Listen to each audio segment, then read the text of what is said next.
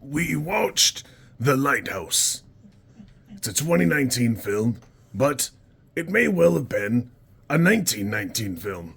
I will admit, Robert Eggers has a real interesting way to make something that's actually art.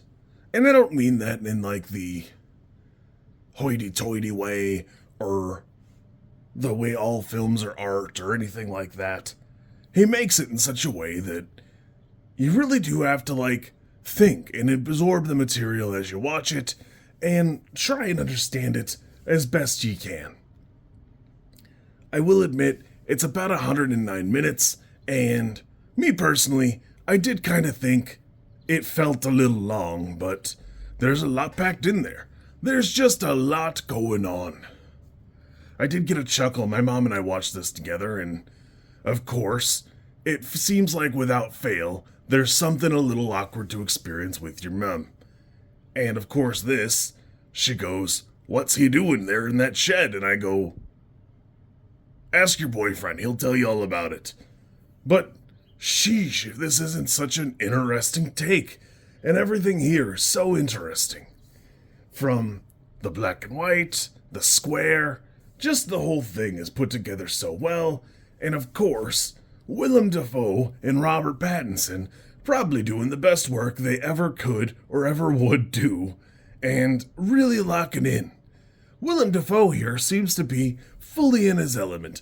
There's nothing here that does better than this. While it do be a pretty interesting and dated looking experience, as I said, it could have come out in 1919. I would be lying to you if I said it didn't have a lot of modern interest things going on. There's just a ton of modern things pushed in here and made real. Above and beyond, Willem Dafoe seems like the culmination of 100 years of acting techniques piled onto one man and given form. Not to skip the mermaid and her parts, as it were.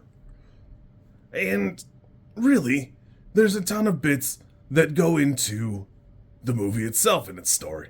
From the Greek Prometheus, to the Edgar Allan Poe short story, to a Welsh lighthouse. There's just a lot of things here that all together have made it something really special. And the script that made it to the film is very different because it's meant to be so ambiguous and there's so much going on that you almost can't tell sometimes. Some of the shots are just straight up famous paintings. And some of them are so fantastic, from Hypnosis to the Prometheus one at the end. It really is worth watching an actual teardown and analysis, or reading one of those articles that shows you a frame against one of the paintings.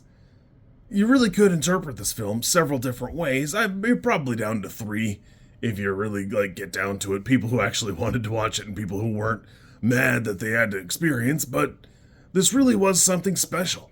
It's easily a 9. We did it for Movie Club, but my sister had asked me a couple of weeks ago to watch it, and then of course, as soon as somebody suggests a movie you want to watch and you don't have a time right on hand, it seems like it takes forever to get around to it. Again, it does feel long, and a couple of times I was like, man, what am I watching here? But learning more about it has made me appreciate it more. I really did have a good time. This was really fun. It's interesting. It really is stunning. And it does fill you with confusion and paranoia. You really do feel Rob Pattinson's anxiety here and the uncertainty. I had a great time. You kids be good. Like this content, I'm supposed to ask you to like, comment, and subscribe. I think like is here, and comment is probably down there. And subscribe over there somewhere too, I think. I don't know how many times this snippet is gonna make it into a video. Everybody says you should do it this way, and I always thought it was just an annoying thing other YouTubers did. And as you know, I am bad at editing, so if you like it, great, I'm happy for you. If you don't like it, I'm sorry.